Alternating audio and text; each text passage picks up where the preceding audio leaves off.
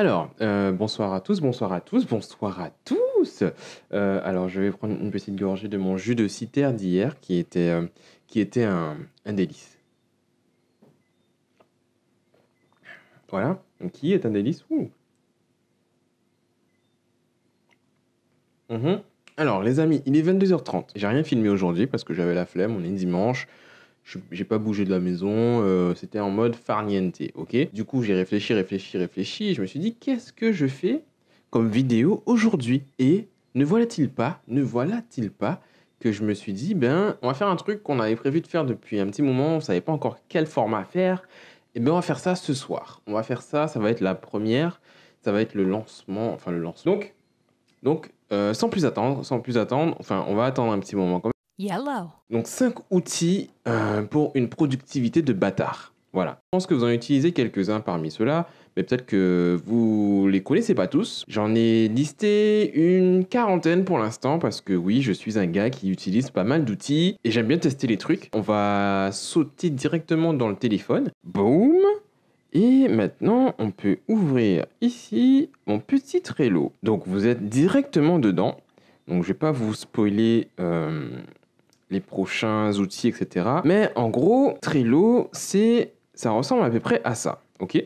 Donc, à peu près à ça, sur l'ordi, bon, ça a une gueule différente, mais le principe, ce sont des tableaux. Donc Trello, c'est vraiment, c'est l'un des outils que vous allez retrouver le plus souvent dans tout ce qui est productivité, organisation, etc. Travail collaboratif et tout.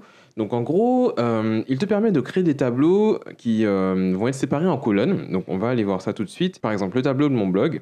Boum. Donc c'est un tableau avec des colonnes ici. Donc on peut paramétrer en fait les colonnes comme tu peux les paramétrer comme tu veux.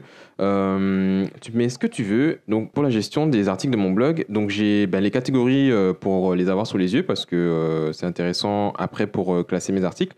J'ai les articles que j'ai commencés. Donc vous voyez qu'il y en a quelques-uns que j'ai commencé et que j'ai pas posté. Soit j'ai plus l'envie, soit voilà.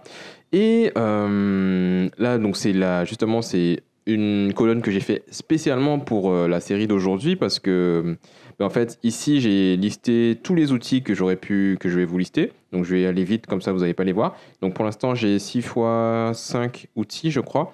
Voilà. Et ici j'ai on va dire l'ébauche de l'article de du premier article du premier set, donc celui de cette vidéo là.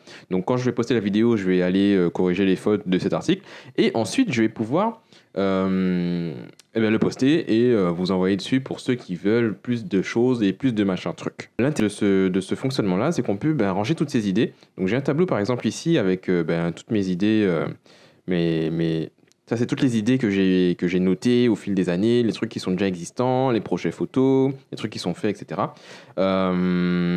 Et du coup, on va aller voir par exemple l'article d'aujourd'hui, boum. Et donc ça c'est une carte, on appelle ça une carte donc, dans Trello. Donc c'est une carte, c'est une ligne du tableau. Et il y a un titre, il y a une catégorie, il peut y avoir des étiquettes pour les classer. Et il va aussi y avoir, là c'est la description, donc on peut mettre autant de texte qu'on veut, on peut mettre un peu de mise en forme aussi avec, pardon, je suis rentré dans la modification. Donc il y a des liens, il y a des titres, il peut y avoir des listes, comme par exemple ici. Il peut... ouais, donc il y a des liens, des listes, des choses comme ça. Donc on peut mettre ici des catégories, par exemple. Donc là, par exemple, ça serait plus... je pourrais mettre podcast. Vous pouvez inviter des personnes à à partager ce tableau-là, par exemple. Donc vous pouvez rajouter ici des membres. Donc il y a Jorani qui est déjà présente sur le tableau.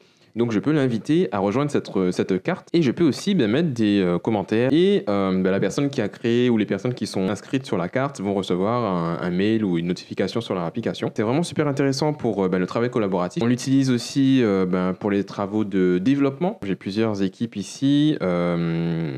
J'ai par exemple la team Biwiz avec qui j'ai bossé, j'avais la team Carter à l'époque, différentes équipes, donc avec différents membres, etc. Et avec différents tableaux à chaque fois. Le deuxième, c'était Keep. Alors Keep, c'est un outil de Google. Donc, c'est Google qui le maintient et qui l'a créé, en fait. Équipe, alors là, vous allez voir une version sombre, parce que moi, je suis en mode sombre toute ma vie, d'accord. Équipe, en fait, c'est un truc pour organiser ses notes. Donc, c'est un truc de pense-bête, de bloc-notes, de ce que vous voulez. Donc, je vais pas trop descendre parce qu'il y a mes codes de carte bleue, etc. Et ben, ce qui est intéressant avec Keep, c'est qu'il est interconnecté à tout ce qui est Gmail, enregistré dans le cloud à chaque fois. Donc, tu peux y accéder depuis n'importe quel endroit. Tu as juste à aller sur keep.google.com, tu te connectes avec ton adresse Gmail, machin, et tu as accès à toutes tes notes tout le temps, partout.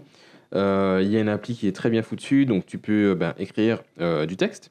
Tu peux être un enregistrement, par exemple. Donc, tu peux enregistrer l'audio que tu veux, comme actuellement. Tu peux faire des dessins. Donc, si tu veux faire un schéma ou dessiner pendant que tu es dans le métro, tu peux faire ça. Tu peux mettre des alarmes, des rappels, par exemple. Je le fais assez souvent quand je dis à quelqu'un, oui, je t'envoie ça plus tard. Donc, j'y mets mes hashtags parce que j'ai récemment repris l'utilisation des hashtags, des idées comme ça qui viennent comme ça, des idées de posts pour LinkedIn et plein d'autres trucs. Par exemple, là, c'était le schéma d'agencement qu'est-ce que c'est que ça? De mon bureau, par exemple. Le prochain, c'est CopyQ.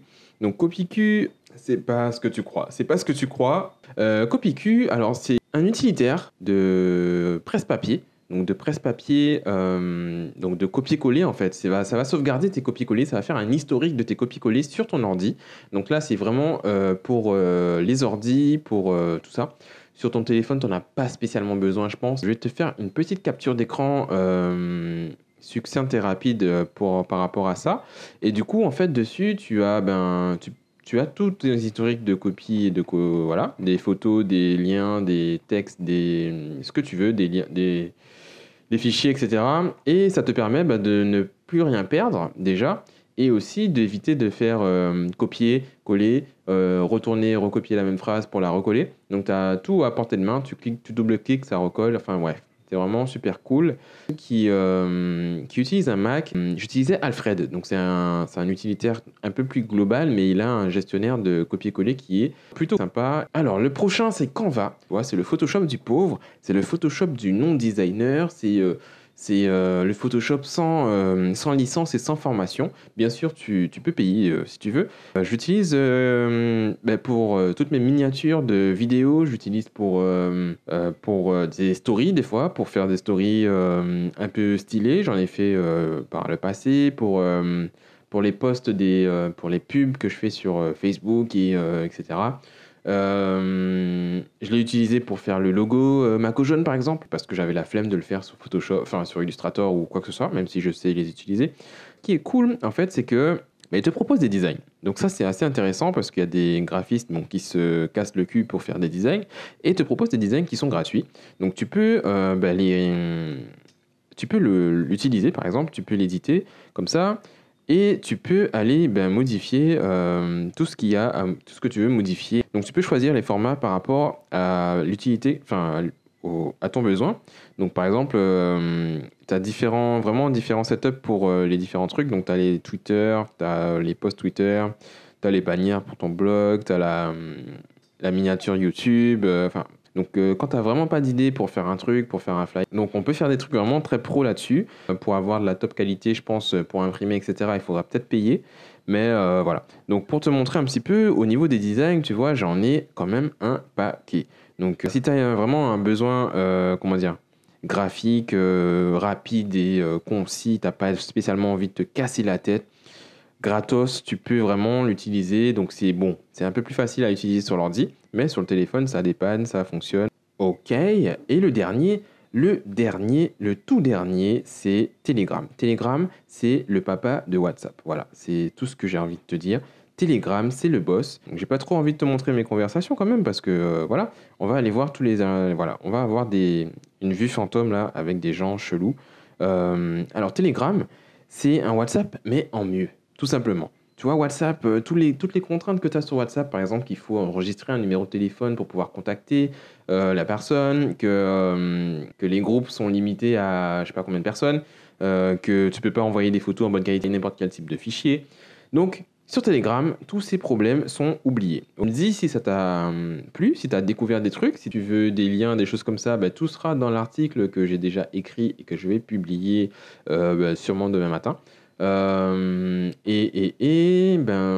Partage à quelqu'un qui a envie d'être plus productif, hein, parce que nous, on est là pour être des productifs comme des bâtards. Ok.